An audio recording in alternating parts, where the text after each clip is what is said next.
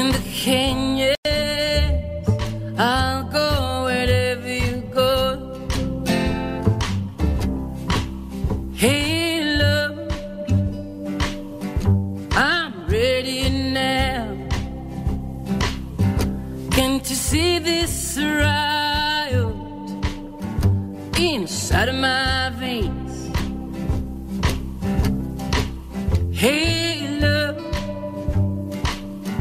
I'm overcome by desire. How must I wait? In the water, fire, I'll go wherever you go. In the valley, in the canyon, I'll go wherever you go. Desde el cómodo barrio de Carabanchel, Javier San Pedro. ¿Cómo estás, Javier? Buenos días. Muy bien, humillado. ¿Por qué humillado? Porque nos saques después de Obama y del diablo. Vamos, a ver qué hacemos solamente se puede ir a peor, es verdad. Oye, y encima, fíjate, tu compañero de fiesta se supera. Está en la Patagonia ahora mismo, en la Patagonia. Pero Estupiñán, ¿cómo estás? Espera, buenos días. Estoy bastante bien, o sea, me da un poco de vergüenza, tal como está la situación, explicar que he estado llevo una semana en la Patagonia, primero por el interior de la estepa patagónica, que es algo alucinante, o sea, el tema de las dimensiones, las fotografías no pueden captar eso, o sea, cuando puse en Google Maps el destino, después de alquilar el coche en el aeropuerto de Calafate, que estaba a 600 kilómetros al norte, y te ponía como 9 horas, digo, esto es que Google Maps va mal. Primero que Google Maps... va mal, dice el científico.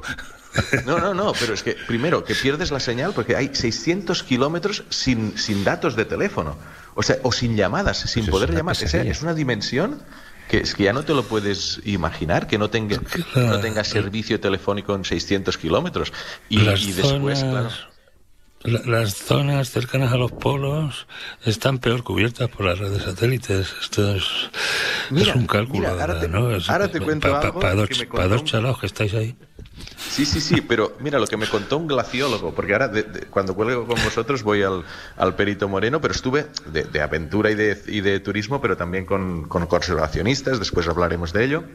Y con glaciólogos, y me dijeron lo de la latitud, o sea, no estamos tan cercanos al polo como nos parece, porque, digamos, entre la Antártida y el continente, o sea, y la punta de Sudamérica, hay una distancia muy grande.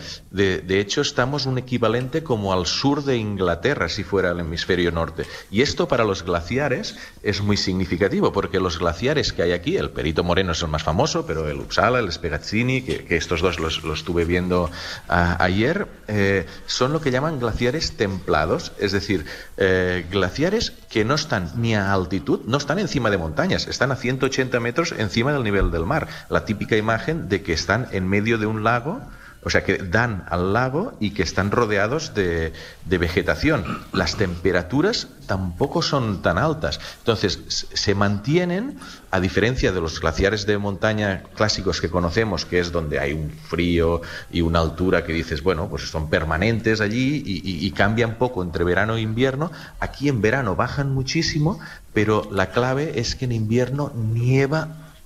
O sea, una barbaridad aquí en los Andes, y eso hace que se apelmace mucho la nieve, se forme el glaciar y, digamos, están como creciendo y disminuyendo al mismo tiempo, ¿no? Y nada, o sea, una aventura que después os cuento un poco más. Estoy embelesado escuchándote, pero además que bien se escucha desde la Patagonia. Casi quédate allí mejor, si puedes corresponsal en la Patagonia, me encanta. Estoy en una sala de un hotel que me han dicho que es el punto con mejor conexión wifi, pero es que hay una ventana al fondo, los Andes, Bueno, sí. Mandándonos una foto y la ponemos en Twitter, en la cuenta de Vivir. Venga.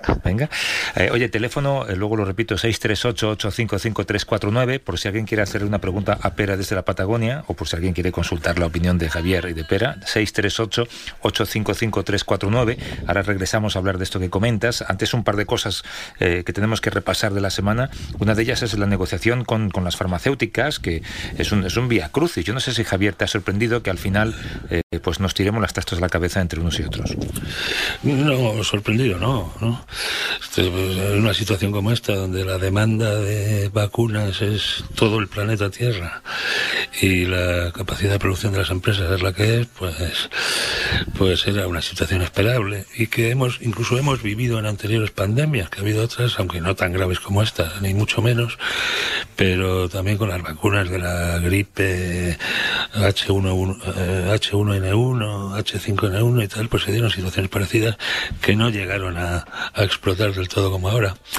Hay que distinguir entre problemas técnicos. Pfizer ha aducido problemas técnicos para el retraso en sus dosis, y no ha habido ningún lío. Pues, son esperables los problemas técnicos con una cosa que no hemos hecho nunca. Pero sí, solo el cabreo que tiene Ursula von der Leyen con AstraZeneca, que ella es una mujer bastante moderada y sensata, nos puede dar una indicación de que ha habido incumplimiento del contrato, ¿no? Claro. Y lo que se ha publicado, aunque con muchas tachaduras, pues ha encontrado algunos puntos que le dan la razón a la Comisión Europea. Por ejemplo, que Pfizer se había comprometido a entregar a Europa dosis, aunque estuvieran producidas o reservadas por el Reino Unido, ¿no? Y esto, pues, nos consta, por ejemplo, que Israel está pagando la vacuna de Pfizer al doble y al triple de su precio. Claro. Es que aquí hablamos en su día del modelo israelí y decíamos, hombre, tiene dos virtudes seguramente. Una, que es una sociedad muy militarizada y por tanto seguramente es muy hábil en la organización social para la aplicación de la vacuna, pero otra es que también es una sociedad que se maneja muy bien en este mundo de la diplomacia oscura y a saber cómo será el contrato, ¿no? Sí, algo sabemos de él, y en parte no es solo dinero, sino una serie de datos que interesan mucho a la farmacéutica, ¿no? Que es, a medida que Israel va vacunando a la población, pues tener los datos de a quién protege, si vale para los mayores de 65, cuál es el índice de protección en una situación de campo, ¿no? En una situación real, no en experimentos más o menos controlados y ensayos clínicos. Y bueno, los datos se ha hablado de ellos como el petróleo del siglo XXI, y son parte de ese acuerdo de Israel con Pfizer. Bueno, por cierto, que el Instituto Lowy, que es un think tank australiano, ha elaborado un ranking de 98 países sobre la gestión de la pandemia. Esto lo cuento cogido con alfileres, y en ese ranking España se sitúa en el puesto 78 entre Libia y Filipinas. Es el penúltimo país de la Unión Europea, solamente por delante de Rumanía. Insisto en lo primero, que es un think tank australiano, que ya es una expresión que a mí me cuesta asimilar. Es así, hombre. Que algún australiano habrá escuchándonos. Sí, no estoy diciendo que su capacidad intelectual sea mejor o peor, sino que es un país, pues que tiene sus rarezas, ¿no? Y lo hemos comentado alguna vez. Entonces, de hecho, su comportamiento frente a la pandemia es único, es cerrazón absoluta. Sí. No es el país más común, ¿no? Claro. Yo estuve en Australia, pero me llevaron junto a otros periodistas científicos europeos a hacer un tour por sus institutos científicos, sobre todo de biología molecular. También los corales y las cosas que tienen un interés más local allí. La verdad es que tienen buenos centros de investigación, ¿eh?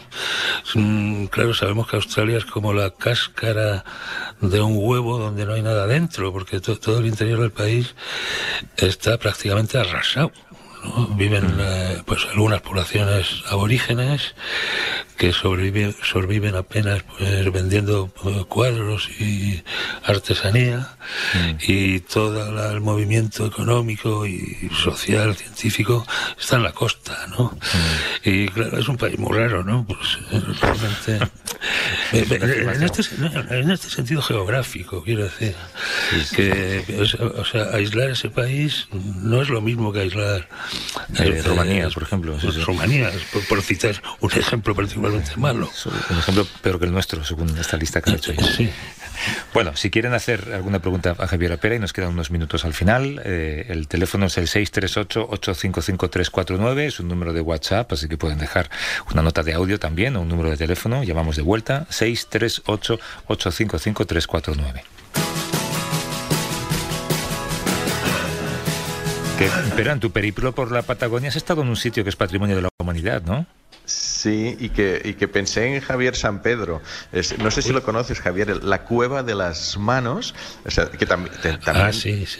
de unido, o sea, te dicen 30 kilómetros para llegar a las Cuevas de las Manos, pero claro, no te avisan de que es una carreterita de estas de lo que llaman aquí ripio, que son como piedras sueltas, que a la que aceleres un poco el coche se te va. Pero no, es un espacio muy emblemático porque tiene de las mayores cantidades de negativos de manos impresos en la pared. Negativos de manos es lo que las poblaciones anteriores no son muy antiguas, es decir, en España hay manos dibujadas de 30 años, de 20 y pico mil años. Cantabria, sí.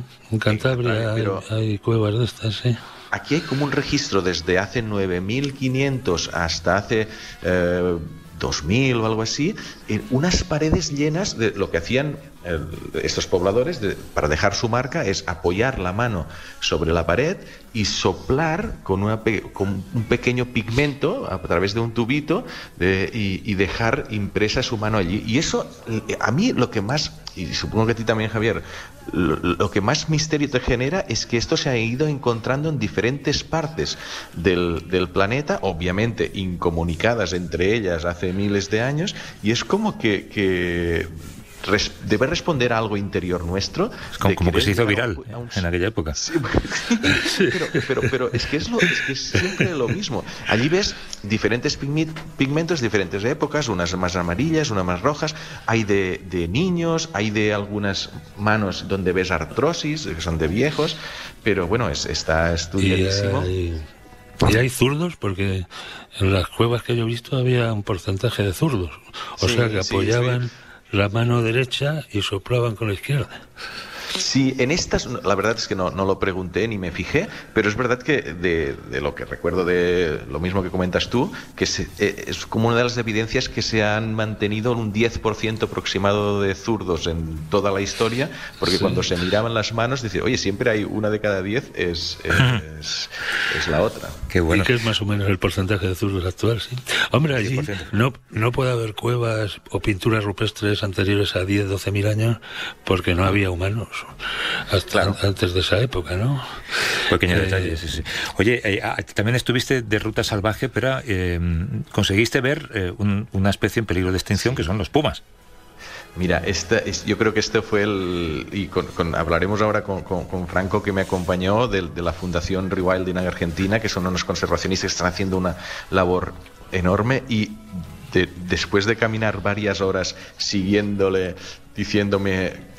llevaba como una antena para detectar el collar del puma que estaban siguiendo detrás de esta colina, y tú dices, pero me está tomando el pelo, y al final ver a un puma que acababa de cazar a un guanaco, que es como una especie de llama aquí andina, y al cabo de unos minutos salir de un matorral 2 cachorritos que eso, bueno, yo creo que ha sido lo más especial del viaje, o sea, ver en plena naturaleza, de nuevo, en medio de la estepa patagónica. Es que, no me canso de repetirlo, es que son unas dimensiones que yo creo que en Europa, por la orografía que tenemos, o incluso en Estados Unidos es grande, porque vas por el interior y dices, wow, qué descomunal es esto, pero es que me sorprende todavía más la Patagonia. Los tamaños. Hablabas de Franco Bucci, que es fotógrafo de la Fundación Rewilding en Argentina. ¿Cómo estás, Franco? Buenos días. Hola, buenos días, ¿cómo están? Muy bien. Vosotros, Franco, os dedicáis a comprar grandes extensiones de terreno degradado por la caza, por ejemplo, y recuperarlos reintroduciendo especies que ya están extinguidas, ¿no? Sí, mira, la Fundación Rewilding Argentina trabaja en la creación de parques nacionales. Lo que hacemos sí es tratar de comprar grandes extensiones de territorio, que por ejemplo acá en Patagonia, nosotros estamos en la provincia de Santa Cruz, en la comarca noroeste del lago Buenos Aires, que es el segundo lago más grande de Sudamérica. En esta parte lo que hizo la Fundación fue comprar varias estancias y, por ejemplo, el Parque Nacional Patagonia ya es parque nacional dentro de Argentina y tiene 50.000 hectáreas. Del lado chileno tiene 300.000 hectáreas. La idea es como generar un parque binacional. Y sí, lo que estamos haciendo es como comprando estancias que fueron abandonadas, que antes eran de producción ganadera y demás, y la idea es como comprar estos grandes territorios, empezar a restaurar sus ambientes, traer las especies que han sido extintas, volverlas a traer al lugar y bueno, y trabajar sobre la restauración de los ecosistemas, y esto también basado en el turismo, ¿no? El turismo de avistaje de fauna. Lo que se hace es trabajar con toda gente local en los proyectos para que, bueno, empezar a hacer todo el trabajo de rewilding dentro de estos campos y de uso público. Qué bueno, avistaje de fauna, es un modelo nuevo de turismo. Lo que pasa es que vosotros, por lo que sé, liberáis especies que estaban, no sé si enjauladas o en zoológicos, pero claro, son especies que a lo mejor no saben moverse en ese espacio tan inmenso, no saben cazar, no saben alimentarse. Sí, esto pasó más que nada en Iberá. En Iberá, por ejemplo, en una de las especies emblemáticas, lo que hace la Fundación igual es trabajar con especies emblemáticas de cada ecosistema. Por ejemplo, en Iberá, el guacamayo rojo es una de las especies, y esta hacía 150 años que no habían guacamayos rojos en Corrientes.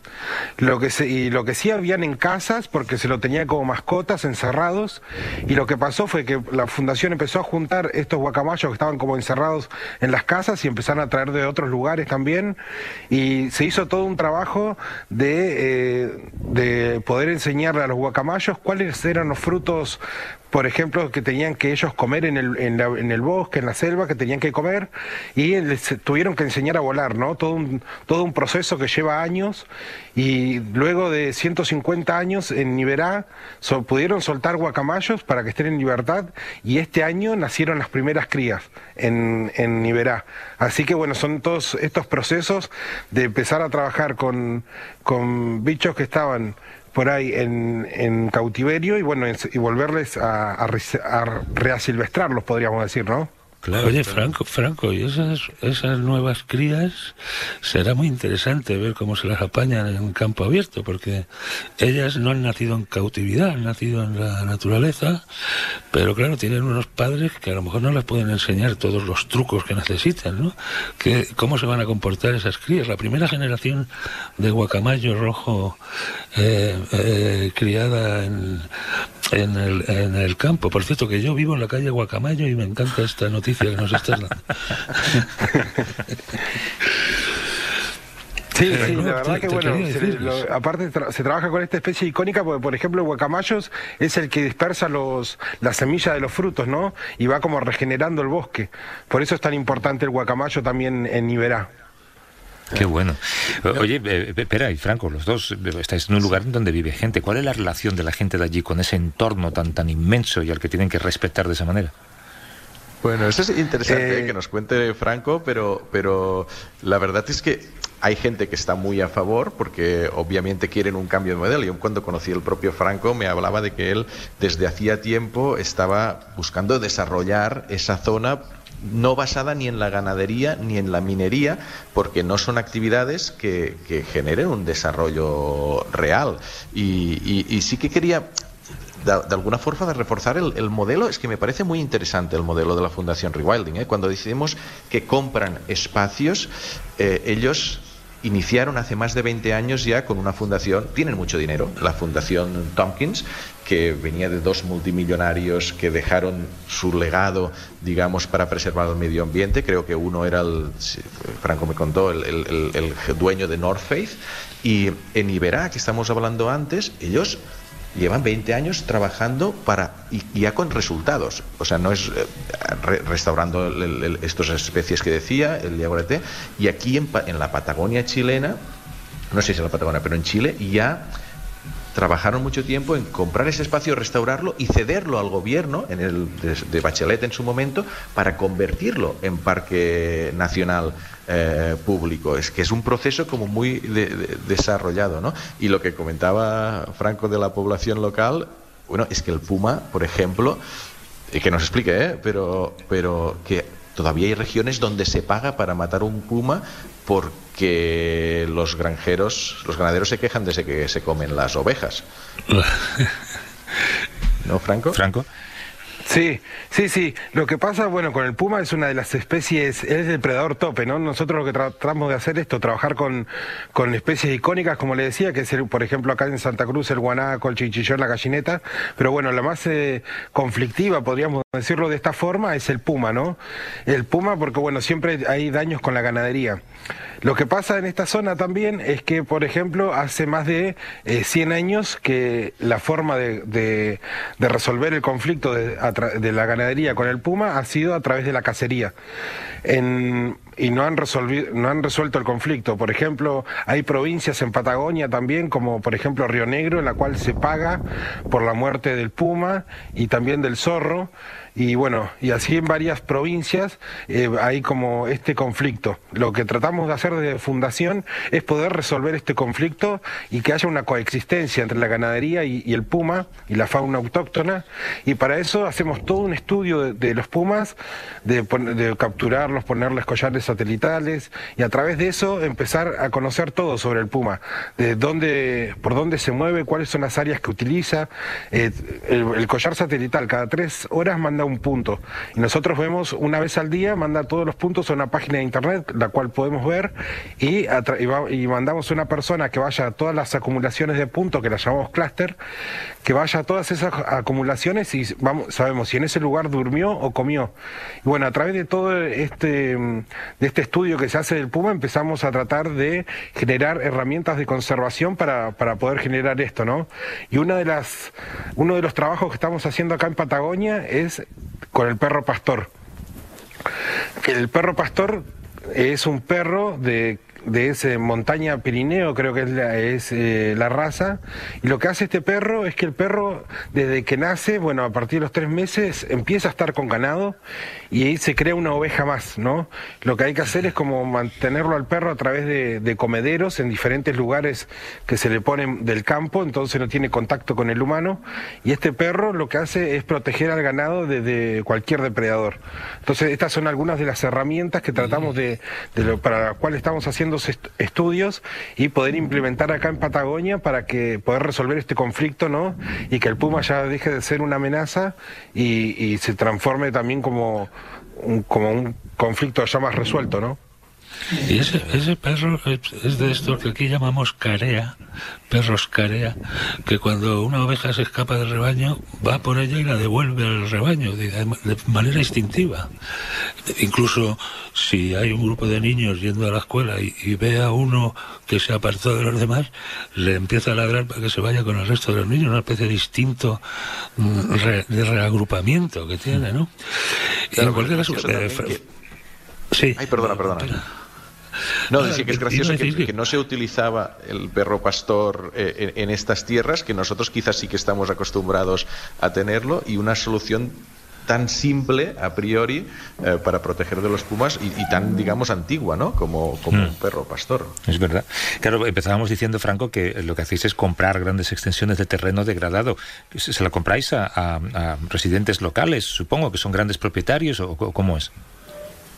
Sí, lo que hace la fundación es buscar, acá por ejemplo en la parte de Patagonia, en Santa Cruz, hay muchas estancias ganaderas que, bueno, que en un momento fue muy productivo la ganadería en Santa Cruz, hubieron mucho, se basaba básicamente en la producción lanera, pero a través de diferentes problemas que ha ido teniendo la ganadería, como por ejemplo, bueno, que la lana empezó a perder su valor, que por ejemplo acá en esta zona explotó el volcán Hudson en el año año 1991, y todas estas cosas fueron como generando un deterioro en la ganadería, en los cuales ya mucha gente abandonó los campos.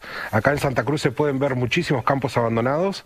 Lo que trata de hacer la fundación es buscar estos campos, gente que quiera vender sus campos porque ya no los produce, y ahí realizar las compras cercanos al parque, ¿no? De lo que ya es Parque Nacional Patagonia.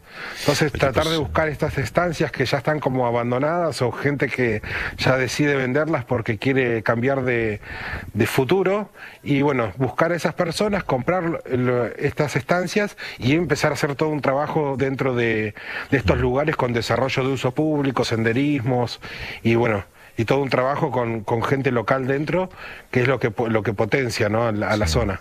El del turismo de avistaje de fauna que decías al principio, lleváis ya 150.000 hectáreas en la Patagonia. Franco Bucci, que es fotógrafo de la Fundación Rewilding Argentina. Gracias, Franco, un abrazo fuerte. Bueno, muchas gracias. Hasta luego. Pero tú sigues desde allí, en la Patagonia, Javier en Carabanchel, y al menos que haya sitio para una llamada desde Bilbao. Nos llaman. Javi, ¿cómo estás? Buenos días. Hola, Egunon, buenos días. Egunon. Sí, os hago la pregunta, por ejemplo, estamos los Javis en mayoría absoluta ahora mismo, ¿eh? Bueno. Total, sí, aquí sobra peras, claramente, ¿eh? Sí. Y que menuda envidia que nos está dando, además. Ya te digo.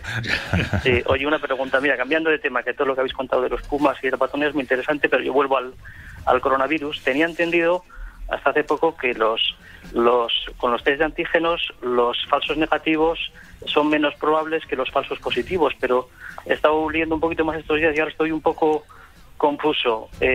¿Realmente es más interesante el test de antígenos cuando te da negativo para descartar, o es más interesante para identificar posibles positivos a confirmar luego con la PCR?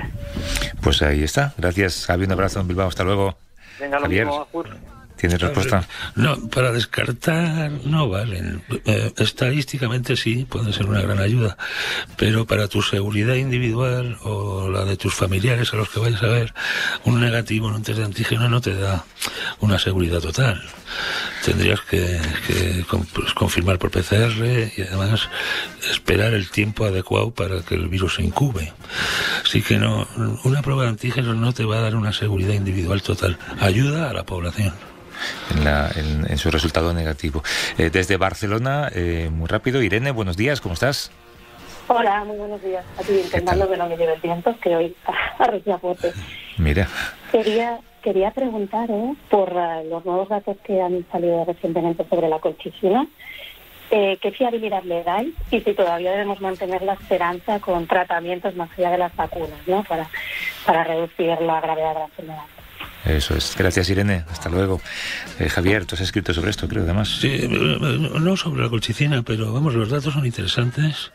Se siguen buscando tratamientos, es una cuestión muy importante, porque lo de las vacunas es una cuestión preventiva. Y para los enfermos que ya están graves o ingresados, los médicos necesitan una batería de fármacos antiinflamatorios, antivirales y de otro tipo. Esa investigación sigue siendo muy importante. Y lo de la colchicina, pues a falta de una confirmación definitiva, no es fake news. No es una mala noticia tampoco. No, también en absoluto. Javier San Pedro, desde Carabanchel, pero Estupiñán desde la Patagonia. Cuídate mucho, Pera.